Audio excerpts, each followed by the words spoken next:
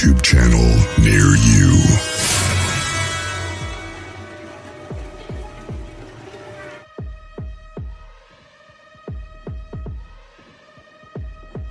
Welcome, everybody, to another edition of Paranormal and True Crimes. This edition is brought to you by, yes, the one and only Rest in Peace Paranormal Gear. Thank you, Eric, for sponsoring this show. If you don't have their gear, make sure and reach out to reargear1951@gmail.com. Rest in Peace Paranormal Gear. I have their rim balls and paranormal gear in my gear collection, and I love it. How you doing there, Jennifer? Great. They need to give me a link to their stuff. Yes, I sure will. You got to do it. Got to try it out. Absolutely. Nice to see you again. I know. Long time no see. I know. Welcome, everybody that's tuning in. Hello, Amy. Hello, Lorna. Hello, Lori. Kathy A., Roger Blair, John, as everybody's starting to slide in on this Friday evening. It's awful cold up here right outside Indianapolis. Hello there, Mary. Nice to see you tuning in here. So what have you been up to there, Jennifer? Getting through Halloween in New Orleans, seeing family. Just got back, recovering from, you go on vacation and need a vacation from your vacation. Yeah. With all the work that piles up, right? What about you? I have been so busy working on intros and doing other stuff and adding more shows to the channel. We got more UK shows. We're adding some morning shows. We're broadcasting and starting up some other morning shows and working on that. It's just been really busy and everything. It's just like we just don't stop. And it's thanks to our viewers, watching us and giving us some feedback. We're also working on a survey for the viewers to give us some feedback on what they want on some shows and different times during the week and days of the week. So we're taking that in consideration, because if it wasn't for them, we wouldn't be here. And Speaking of the viewers, if you have a case, a code case or a missing person case in your area that you want us to work on, submit it in to Jennifer or myself, and we'll take a look at it and put it in line. We'll be more than happy to review the case and bring it upon the psychics or people with abilities and put it on the channel and broadcast it and see if we can help out. So make sure and keep that in mind. What do you think? I think it's an awesome idea. We were talking before the show, we can search just to see what we can find. But, outside of our area or something major, it's hard to know what's relevant for people across the world, I guess, the country especially. So, yeah, it'd be great. It'd be great to get some feedback from everyone on cases they might find interesting for us to cover. Yeah. And there may be a case in their hometown, Jennifer, that they want us to look into. And we're not beside ourselves to look into something like that for them. Exactly. And you guys did that for me. I think it was the first and second case, that little boy, Elijah Vu, that they worked on. And I sent everyone an update. His body was recovered by a hunter a few weeks ago.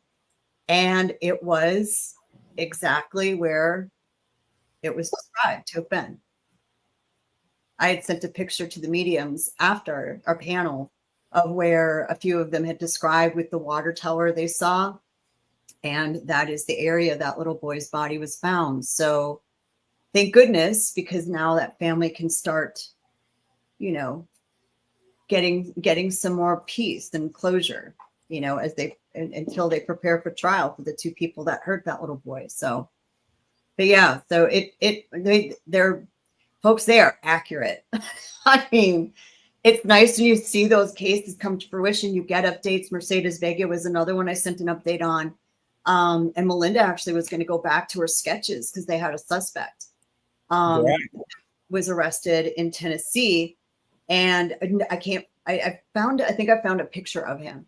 She was going to go back and look at her sketches to see if he matched any of them.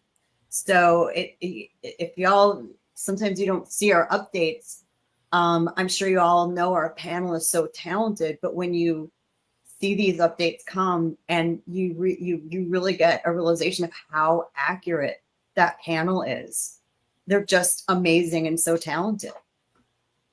No, absolutely. And ladies and gentlemen, if you know people that have abilities that would like to help out on the cases, feel free to reach out to them and ask them if they want to be a part of our network and in our family.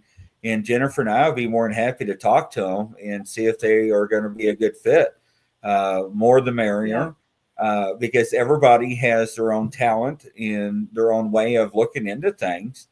And because, it's like all these people with abilities, it's like a piece of the pie, right? Everybody sees things differently in a different angle. But as we bring them together as a whole, that's when everything fits together like a puzzle. And that's how we get to help and maybe solve things. And maybe that little piece of our show can help a chief of detectives or an agency to put something together, maybe that they didn't share with the public, right? That they can look into it at a different angle. Yeah, sure. Larry says, I referred a case of list of loved one in California to this channel. If the family followed up, though, please make sure and find out. I know a lot of people submit family members to this channel. And unfortunately, some family members talk to us, and then they have a change of heart that they do not want to be a participant, or they do not want us to look into the case because it brings up too many memories or hard feelings, or they just don't want to go down that path again, which we do respect that. Yes, Eric, we just showed your logo and did your promo. Thank you, Eric, for sponsoring the channel in the show. And yes, we're very happy we're back. Jennifer and I scheduled, both got in alignment again. But, if you have a loved one or a friend of the family, we'll be more than happy to talk to them off air. And we do want the family members and friends of the family to participate in the show. They don't have to show their face. They can change their name, and they don't have to be on camera either, because we do respect everybody's privacy, don't we, Jennifer? Yes, we do. That is for sure. And that is sometimes hard to get some of the family members or even anyone else that might have information to come forward, is they're very afraid, of what might. I mean, sometimes, I'll be honest, sometimes we get some people that maybe don't like what we say every once in a while, but we go by what's out there in the media, and we put our little disclaimer up and everything, but we don't try to speculate too much, but you do a little anyway. There's some facts in this case for sure that we can try to speculate about why things were found where they were found, which is going to be kind of an interesting discussion too. No, absolutely. And, we always say this is for entertainment purposes only. All facts are in this case, or what we are presented to us by the media, and also any court documents or legal documents that's presented for us that are public domain. We do not make up anything. We only are presented to what we are presented with. And all parties are innocent until proven guilty in a court of law. So absolutely. Now tonight we are looking at, let's see here. It's a TV anchor that disappeared. Ain't that right? Yes, that's Jodi Huisentruit. And she disappeared in June 27th, 1995. It was 2 years after I graduated. Oh my goodness. I've already graduated. Oh, Grizzly, really? You aged me. Oh, Lord have mercy. Shut the front door. So this case, when I was looking into it, was kind of odd, right? And so what information do you have on this one? So Jodi Huisentruit was a news anchor in Mesa City, Iowa. June 27th, 1995, she had called the TV station she worked at and told them that she was on her way to the studio for her morning broadcast and never made it. About 3 hours went by before anyone started, calling out, I think, to law enforcement, about maybe what had happened. When they went to her apartment complex parking lot, they found her Mazda Miata still in the parking lot. And by the car was a pair of women's shoes, a blow dryer, a bottle of hairspray, car keys, and earrings. And the police also dusted for prints, and they did find a partial palm print at the scene as well. So they did rule it an abduction. Before she got snatched. Yeah. And before in the weeks leading up to her disappearance, friends of Jodi said she was taking self-defense classes. And she reported, there's a police report out there from Jodi about a white pickup truck following her. So she was concerned. And, when you're in the public eye like that, unfortunately, things like that, that happens. That's part of it sometimes. Well, when you say self-defense classes, so that means that she was scared. Mm-hmm. What state is this in? Eric's asking. She's in Iowa. Iowa. Yeah, and a lot of the news stations that I watched were in the Minneapolis, St. Paul area. So this must be close to the Minnesota border. So she was scared enough to take self-defense classes. So this must have been pretty serious. Yeah. Yes, absolutely. So unfortunately, fortunately, I suppose I shouldn't say unfortunately, her family did have her declared deceased in 2001. I saw that. Yeah. So they can have a funeral and everything. Right. And body not recovered. Body not recovered. Nope. And a few weeks ago, there was search in a Minnesota town in what looks like to be a parking lot, maybe a construction site. The findjodi.com folks, which is a website to keep awareness out there for Jodi and is extremely active, did reach out to law enforcement, and they did confirm that the reason they were at that site in Minnesota was a tip on Jodi, but they turned up nothing. And there are a few suspects as well. I think we've got some news videos that have a few of those. Yeah, Eric said she was already afraid. I do agree. Yeah, anytime a woman takes self-defense classes, there are some type of degree of being afraid of some type of stalker or something that's going on. Let's see which one we have here. And let's see here. We'll do this one first. Oops. Blow this up and make sure it's not muted. It's the motion array at the holiday sale. I thought I had it. Get 10. There we go. Oh, can't show that one. So let me go back. Yep. That one is all right, here we go. There and action. In Iowa community for nearly 3 decades. What happened to Jodi Huisentruit? Today marks 28 years since the Mason City news anchor told a coworker she was running late for her early morning shift. She was never heard from again. Investigators later found signs of a struggle at her apartment and determined that she was abducted. She was declared legally dead in 2001. Volunteers who are working to find her visit Mason City each year on the anniversary of her disappearance. The anniversary of Jodi's disappearance is tough for the people that knew her and her family. Of course, the whole month of June, with her birthday being in June as well. Our role, I think, is just to remind people that the case is still open and it's unsolved, and someone has some information they need to come forward to police. It's a story we cannot forget. The private investigator continues to look into the disappearance. He says he believes there are still people who can help solve this mystery. To learn more about Huisentruit's life and career, go to our website, kcci.com. So yeah, Lulu. I think Lulu. There was 4 suspects. So let's go to the next video here. Let me close this one out. And let's see here. let me close this one out here. And the next one I've got just disappeared. Go ahead, Jennifer. I'll let you take the floor for a second. Okay. So I did go to find Jodi's disappearance first year.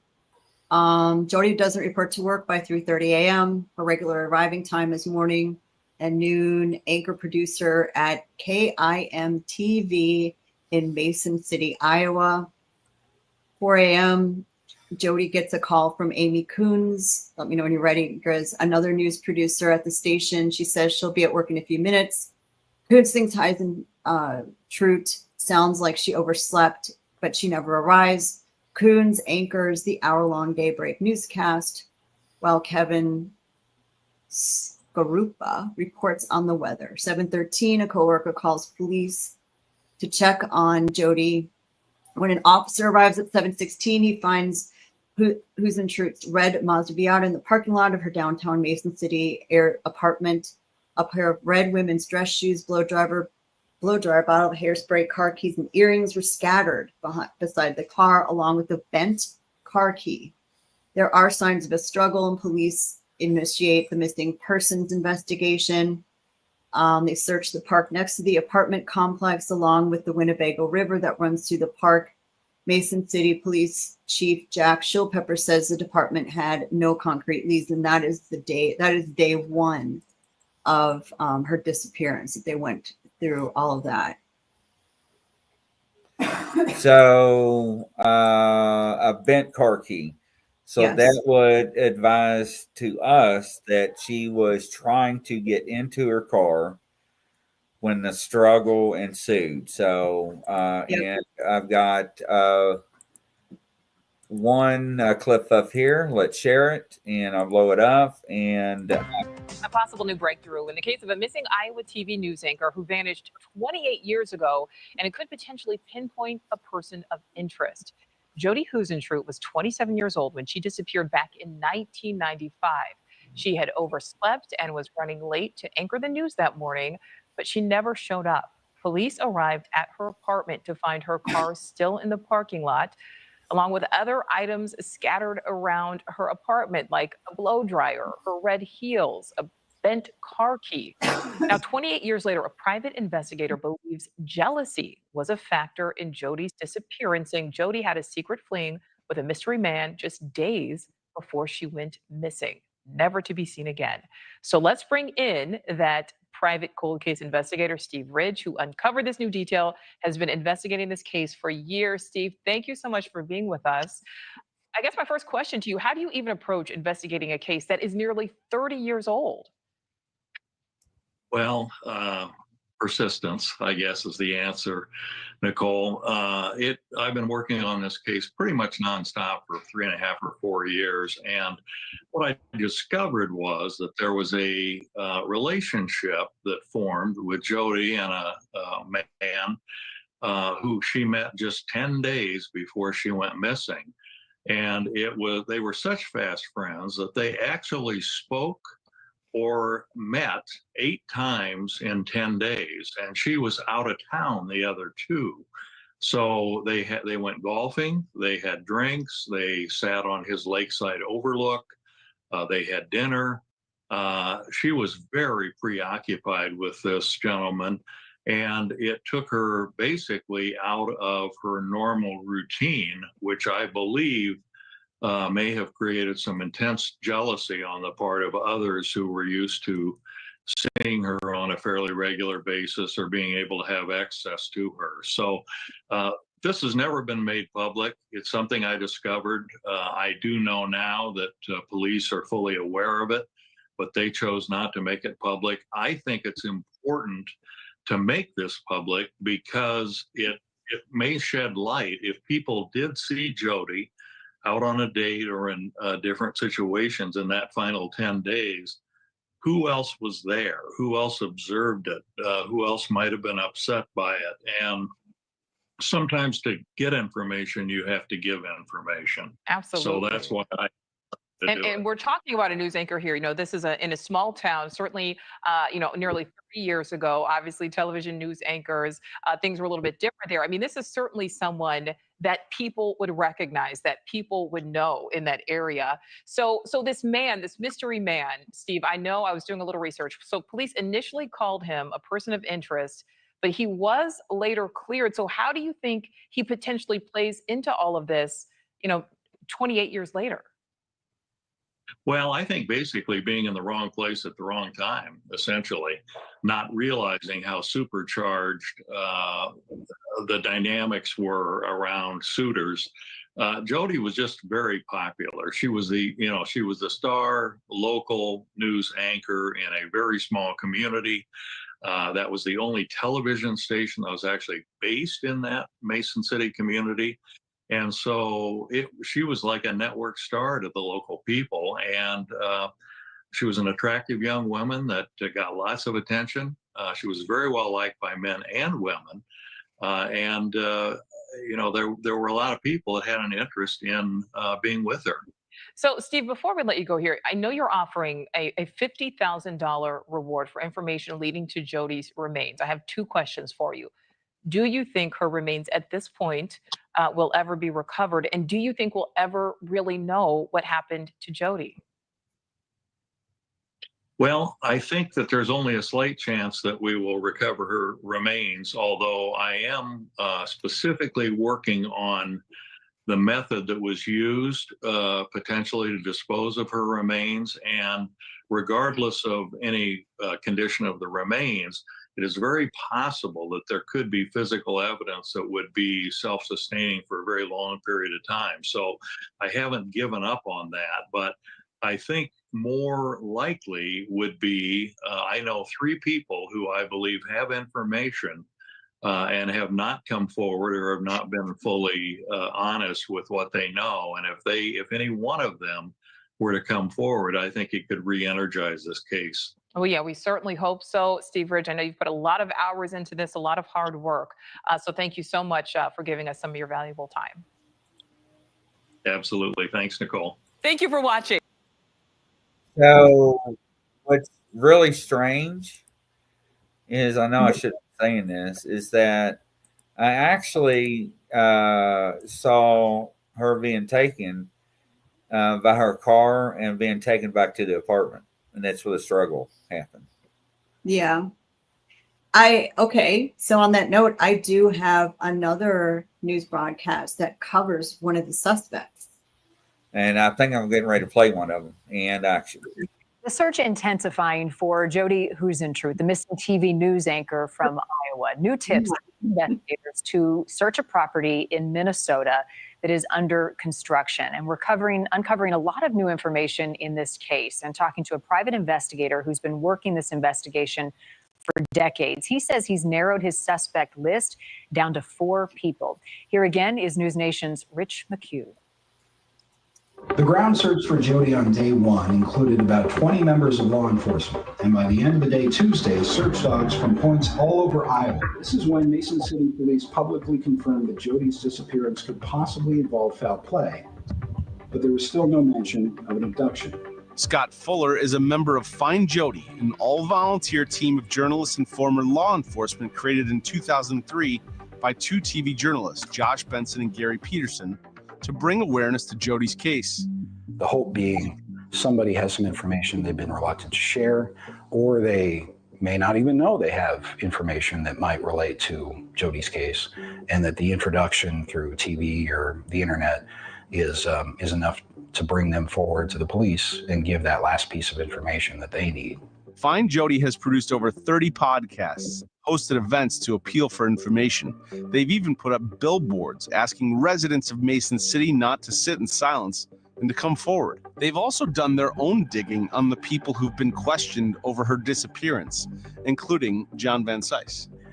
We know that the police are very interested in Van Cise, or at least have been recently. There was a search warrant that was executed on John Van Cise. Authorities convened a grand jury in 1997, according to LaDonna Woodford, a friend of Van Cise, who says she testified for 5 hours. In addition to the 2017 search warrant, which remains sealed, authorities convened another grand jury in 2017, for which Van Cise was subpoenaed to testify. He was also asked to provide finger and palm prints to the grand jury. Grand jury proceedings are not public. We do not know the outcome, but it's safe to assume he was not indicted. To explain the outcome of either of those grand juries?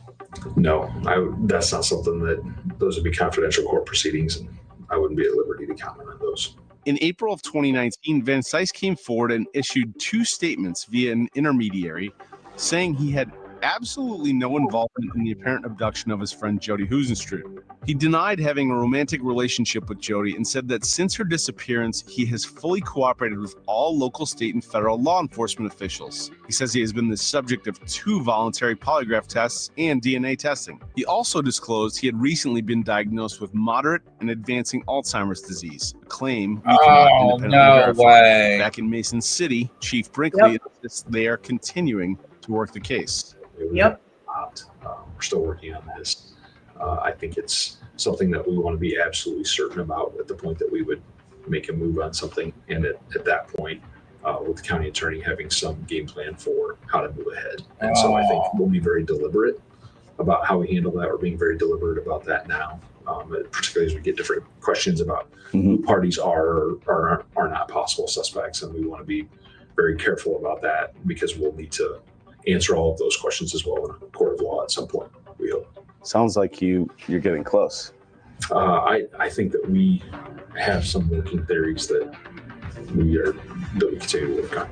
Jodi's family had her declared deceased in 2001. A tree they planted in her honor now stands quite tall in front of KAM TV, and the community desperately wants some closure. I'm tired of this. We need to know what happened. I feel like I don't think she'll ever be found, but I think we're close to maybe having some answers. I hope. Thank you for watching. Go to news. Go figure that one out, right, ladies and gentlemen? Now, didn't I think one of the more recent articles or broadcasts I've listened to said that there is someone now who is a suspect that is not in a state that they're able to communicate.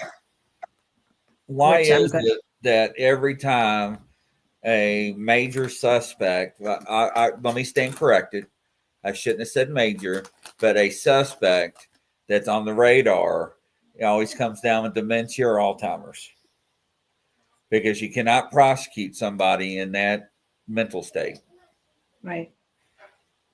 Right. So, and let me tell you something. I've read some articles and I've watched some news in between the shows before we went live that investigator has a lot of circumstantial evidence against that one guy that was just watched that he is not released.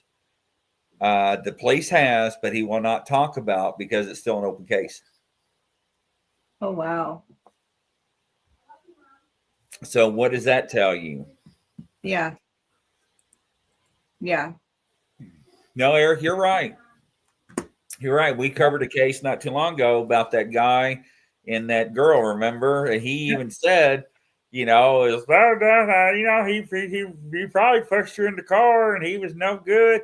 And he called the guy slick or something. I can't remember the guy. Remember that? Yeah, he did.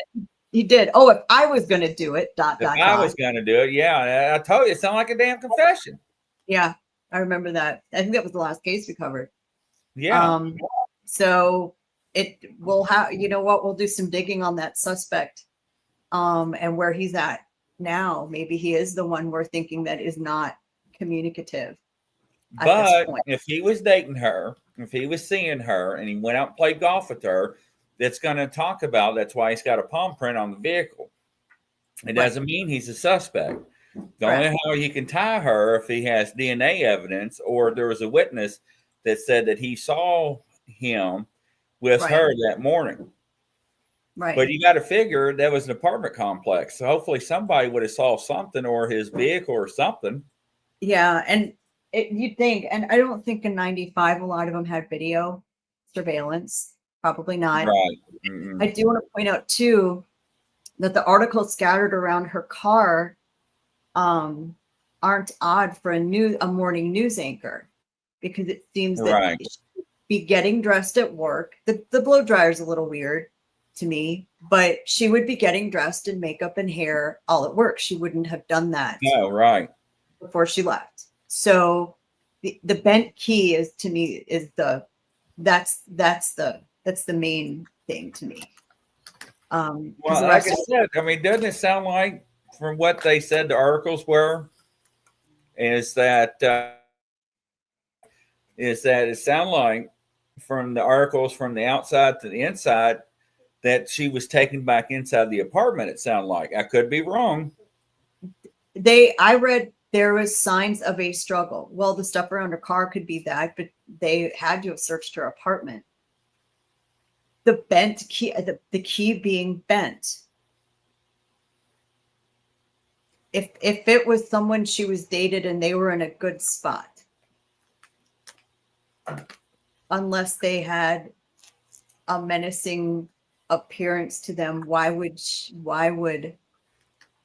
I'm curious about the bent key. That sounds like I'm afraid of whoever's coming near me. Yeah. And that's I don't know. Again, speculation. Hi Tammy. As to Lorna, what Lorna, and I'll say this, Lorna, is that she was very secretive on who she was seeing and dating. Mm-hmm. But a lot of people in the public eye are. That I don't. I think that they are for a lot of reasons. They don't get a whole lot of privacy. That jealous, though, that struck Lorna. But I will say this: the jealous statement by that private investigator. Who? I mean, it's which weird. one out of the four? You're right, Jennifer. Which one out of the four got jealous? Right. So, I mean, okay, let's say. I mean, I get caught up in my work or whatever, and I've been caught up in when I was dating a long time ago, friends and things like that, where I didn't, you're single, you have friends, you meet someone, then you are all focused on that person. I mean, I don't think my friends would have been jealous, other than, hello, we're still here and we've been with you. You need to spend time with us, but not in a jealous way, out of like a don't drop us like a bad habit kind of way. So the jealous statement really is kind of sticking with me a minute. It's just weird the way he said it. Maybe I'm off, but no, Amy says it's a very small town. Yeah, I can see that. And it is close to the Minnesota border. Probably a few hours from the Twin Cities. I didn't look. If anyone is in the area, they could probably tell us with a little bit more accuracy. And guys do get jealous when they get cut off. And guys do take things the wrong way. When they think women are friendly, they think they got something when nothing's there. I'm just saying, I don't know the situation. But we see this all the times when girls are talking to guys and they think there's something there when there's not. The next thing you know, she's talking to somebody else and they're like, wait a minute, I thought we had something. And there was nothing, just because they went out and played golf or had a few drinks or went out to have something to eat. Yeah, you both took it different ways.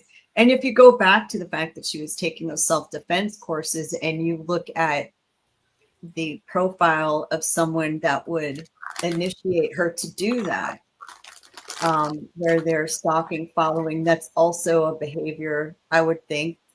Come on, law enforcement, back me up here. That someone who's stalking, who sees that person they're obsessed with buddying a little too close to someone else, that can set them off too. That's correct.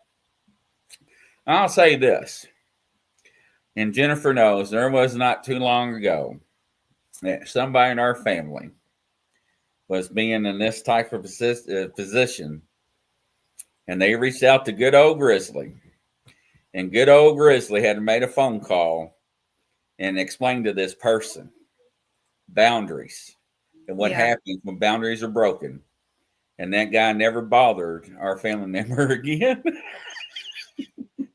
Sorry, I didn't mention your name, honey, but I did. But yes. And people have to understand. So ladies, what I'm trying to say to you, if you got somebody bothering you, I'm not saying call Grizzly all the time. I know how to handle things. Swimming in the river.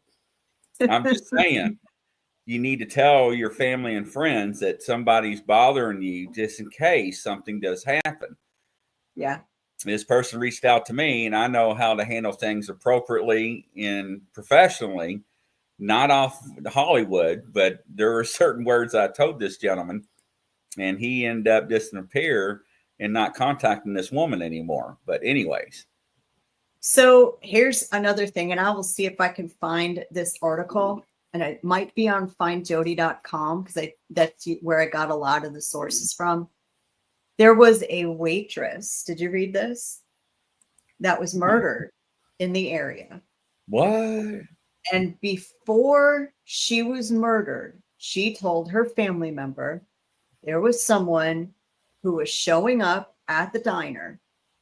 That was, I think she alluded to the fact, probably stalking, who talked about being the person who took and killed Jodi. Wow. So I will find that for next week, that we can Awesome. maybe, if we can figure out. There was no name in the article of the person that this waitress had said, but this girl, just to let everyone know, and I'll find it, we can read it, was stabbed to death in her apartment. Really interesting. Yep. Very interesting. Yep. So, Right. Oof. This will be interesting. I can't wait to see what the panel comes up with. Yeah. So what we'll do, ladies and gentlemen, we will submit the photo. I'll submit it right after we end the show, and tune in for next week, and we'll see what we have. Anything else, Jennifer? I'm good. I'm gonna save some stuff for next week. And from coast to coast around the world, ladies and gentlemen, Godspeed. We'll see you tonight at 9 p.m. Take care. Bye-bye.